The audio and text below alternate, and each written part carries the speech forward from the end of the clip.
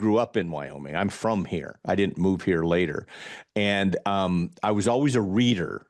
That was my dirty little secret as a boy, even though I was a normal kid. I hunted, I fished, I played sports, but I read. And I read everything I could find that was based, set in the Wyoming or the Mountain West, and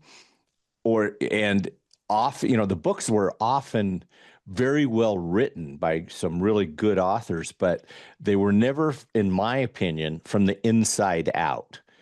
They were always people who either had just moved here or vacationed in Jackson Hole or had a myth, an idea or a view of the mythical West.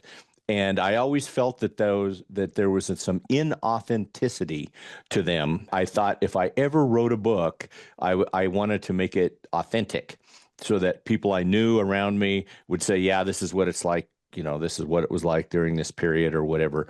So I used to be involved in the tourism industry, international tourism industry, and would host international journalists and tour operators and travel agents.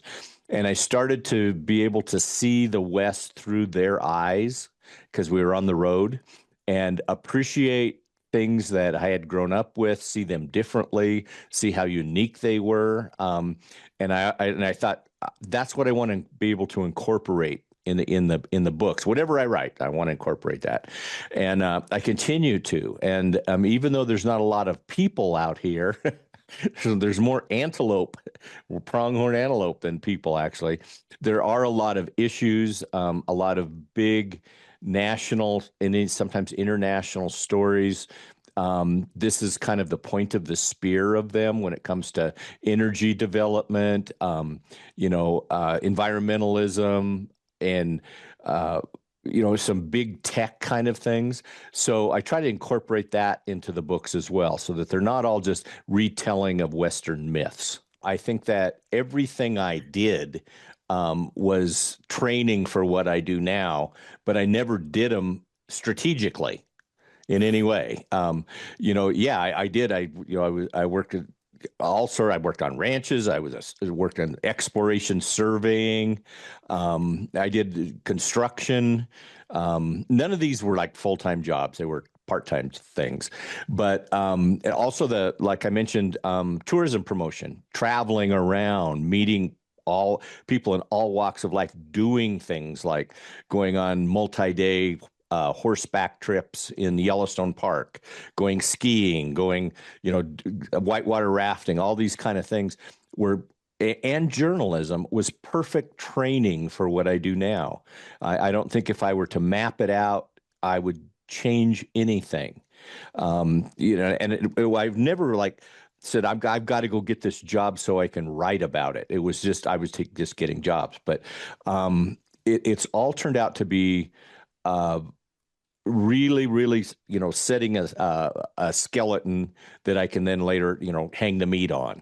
I often joke when I do book tours and talks that, I was so prescient. I knew the world was waiting for a Wyoming game warden protagonist.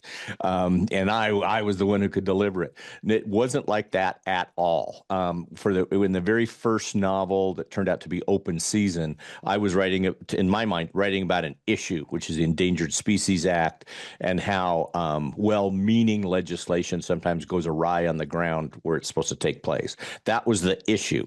And it was based on a real situation in Wyoming at the time where a species called the black-footed ferret that was thought extinct was discovered by a little mountain town in the Bighorns. And it was fascinating to me because it turned out that almost everybody in that town knew that little species existed and nobody said anything. And I thought that's a New West kind of story that I want to explore. So when I was set on the theme of it, and I think the first version of that I started to write, the protagonist was a sheriff, and then it was a journalist, which is what I was at the time. And then I was doing ride-alongs with a local game warden in my little town, and I realized that would be the right protagonist for this book because He would be out and about. He'd be in the area where the species was found. He's dealing with landowners. He's dealing with local community leaders. Game wardens in Wyoming are just as portrayed, pretty heavily armed. They're very much loners. They can rarely get backup because the distances are so great. And I thought that's a good way to propel this story. I was never thinking of a series. I was thinking of a game warden, and the game warden that I was riding along with had a life much like Joe Pickett in that they lived in a state-owned home. His wife and kids were his unpaid assistants and everything because they just had to be. And they drive around in a green Ford F-150 with their Labrador and encounter all kinds of things. So it was the perfect kind of doorway into that subject. And I wrote that not ever thinking there would be 26 books. At the time, I thought it was almost like a subversive thing to do, to have not, have a protagonist who wasn't, an alcoholic and driving around in a cool car. And, I thought to have a guy who's actually very happily married and dotes on his children and doesn't make a lot of money, it really cuts against the grain of this genre. And that's what I want to do.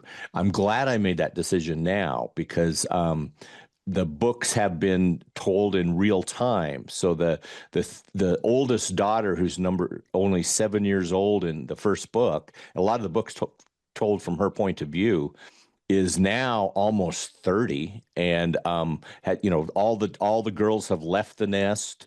They're all independent. They're all going their own ways.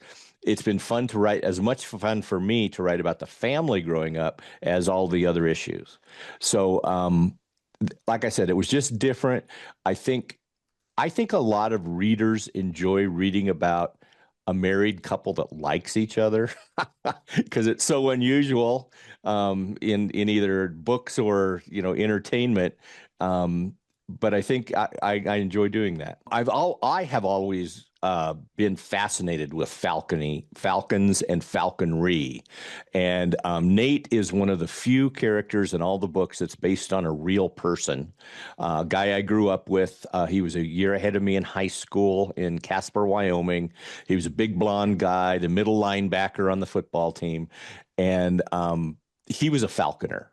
And I used to go falconry hunting with him in both high school and then in college. He went on to the Air Force Academy and then on to Special Forces. And I learned about falconry through him and met other falconers through him and just found out their lives are just so much different. They have to devote their entire lives to falconry. It's not like a pet that you come home and feed.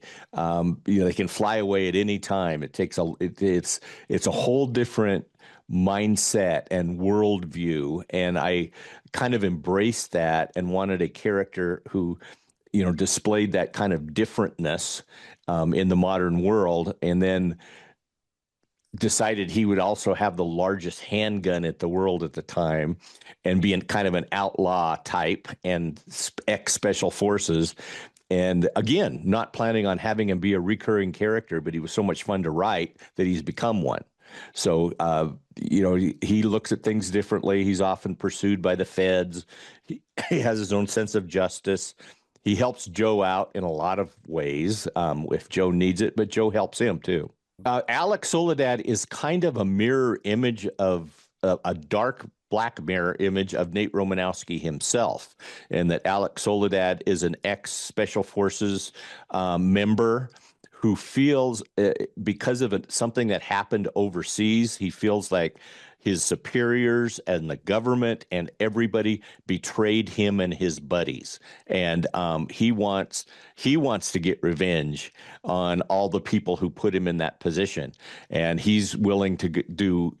I mean, he's willing to go after the entire military industrial complex and find there's one place they all gather every year, and he plots his revenge and to go after him. The governor who was in the earlier books and then took time off and then came back, ran again. He's back. The governor looks at Joe as his private range rider, and whenever he has a problem, he says, "Joe, go figure this out. And he does it primarily not because Joe wants to, but so that the governor can have plausible deniability when and if Joe screws up and say he had nothing to do with it. So in this case, it's the governor's son-in-law goes missing on an elk hunting trip that the governor convinced the son-in-law to do to toughen him up. So he wants Joe to go find his son-in-law and bring him back before his wife and daughter find out and are furious with the governor. The reality on the ground, there are only 50 Wyoming game wardens. That's it. And they all have these massive territories. So if one of them needs assistance, they'll often ask another game warden to come in and they'll work in tandem. And that's a fun dynamic in Battle Mountain. It was very fun because the game warden that Joe shows up her territory is this age of his daughters, and Joe feels very old and a little out of place, and especially when she says things to him that his daughters would say to him, and so that dynamic was a lot of fun to put them both in that situation. It's happened before. There's only a few female game wardens, and I've had a few in the books. But yeah, he's interacted, and some of the other game wardens aren't as upright as Joe is. Words that and sentences and has feelings that are more that are just simply younger. Makes references to things that Joe would never say, and sometimes he doesn't understand.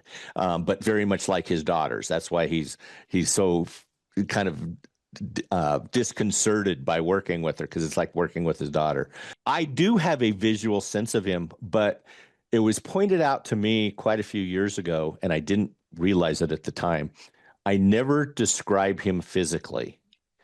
I never said anything other than he's a medium build and medium height.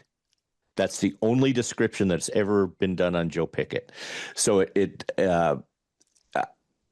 but other characters are described intimately. Joe Pickett is not. So it cracks me up. For example, the TV show. There's always people. A lot of people said Joe Pickett does not look like that. Why did you hire him? Like I hired the actor. Why did you hire him to play that role? Because he doesn't look anything like that.